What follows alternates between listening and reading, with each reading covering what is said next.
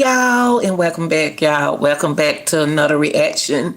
And this is another awareness on our young black men and the pain and that they going through, don't know how to deal with mental health. Okay, that's a serious situation, especially when you're going through mental illnesses. Okay, the DV, we got to respect YouTube. Y'all, these are my opinions and not necessarily facts. Or these are my opinions.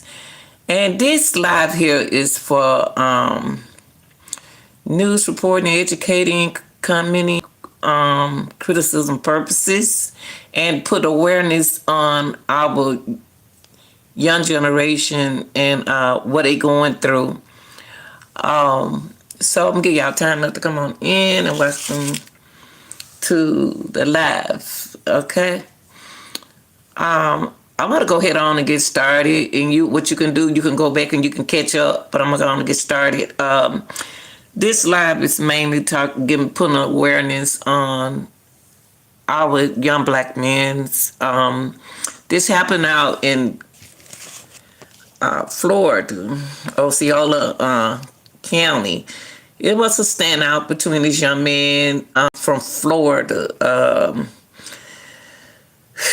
He was shot by the deputies. They didn't want to do that, but it's a lot of things taking place at the time. So what happened in this live right here, it was the situation between the young man. He was going through something, DV, we have to say DV, you know what that means. And that's been very stressful here lately, especially around the holiday time. So anyway, the young man was in a standoff from Facebook, and social media is something that they really run to, and I don't think they need to run to social media when they're going through crisis. That's not a good place to run. And he was on Facebook Live. The young man was 30 years old, y'all. I mean, come on, I got a son 30. What happened with the situation was unfolded at apartment complex, okay? The suspect, what he did, he's barricaded himself nearly hours, as well as other people that was in that community that was locked outside of their houses, okay? Like I said, it was a domestic battery call on the 30-year-old suspect. Allegedly, he didn't live. He was shot. He was shot on Facebook Live. So the hostage, he had, what happened was, he even had, this man went on Facebook Live,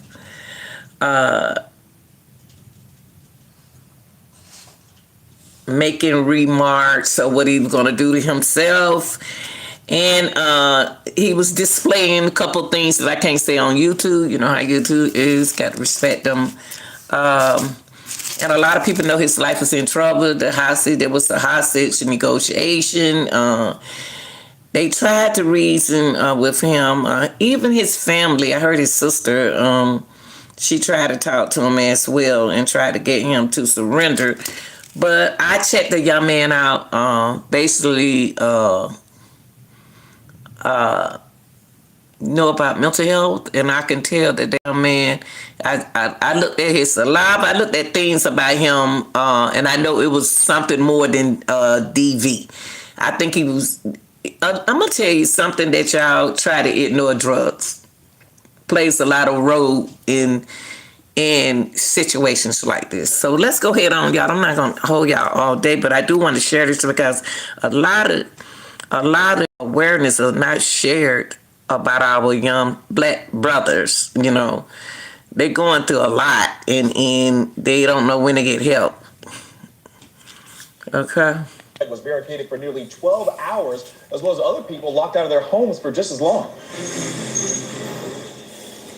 The Osceola County Sheriff's Office literally just released details about how this standoff played out this evening and about how they say they had to kill the man who was involved. But first, let's give you a live look here at the scene. Again, police still here more than 12 hours now after this all started. Still a huge law enforcement presence out here at the Jameson off Earl Bronson. Many residents who live in these buildings are still out of their homes, and now this building is a scene after deputies say they shot and killed a man here. Osceola County deputies say it started when they responded to a domestic battery call at this apartment building. This is, again, the Jameson off Earl Bronson. When they responded, they were met with who they say is the 30-year-old suspect who shut and locked the apartment door. Deputies and residents here watched online as the man went on Facebook Live making suicidal remarks and displaying a gun. Hostage negotiators tried reasoning with him. His family did as well, trying to get him to surrender to deputies. The sheriff's office says a chemical agent was even used to persuade him to surrender. All of this was going on as residents watched both on their phones and hear from the parking lot outside of the crime scene tape. We've spoken with some who are very angry about the lack of information they've received, how long they've had to be out of their homes without a place to stay, and just concerned in general about security here now. They also had the helicopter, they had the drone, like, it was a lot, and it was very scary, you know? And I feel bad for this building, and I feel bad for the kids. Very scary, yeah, especially I was on a meeting when the explosion happened, so the people that I was on the call with were very worried. I was very worried. I tried to evacuate at that time, but police officers were saying, stay inside, so I ran back in, I locked the door, trying to figure out what happened, because anytime you hear an explosion, of course, it's very worrisome. The man you just heard from lives inside the apartment. He's been inside for most of the day because he works from home. He literally heard it all play out. He's frustrated as well by the lack of information. Eventually, the suspect here left the apartment, and just before 9 p.m., the sheriff's office says he fired his gun, and they fired back, shooting and killing him. The investigation has now been turned over to the Florida Department of Law Enforcement. No information or no word yet on when these residents could return to their apartments. For now, covering Osceola County, live in Kissimmee.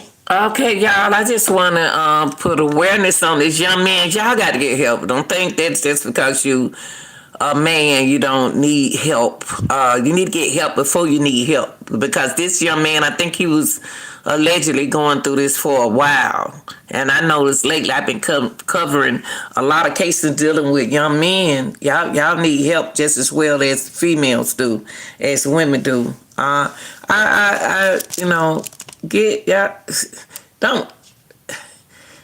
I think the worst thing to do is to get on the social media. Y'all got to get why he had to go to Facebook. See, you can't go on social media, especially, they ain't gonna say no special on Facebook. I don't think social media is a good place to go to when you need help, because you don't know what them people saying in the chat.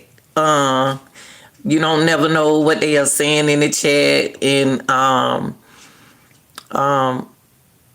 call the police, go to the hospital. Y'all got so many sources out there. Y'all don't take life serious, but you take them drugs serious. So get you some help, young people. Get you some help as soon as possible, because our mind is something else, okay? All right.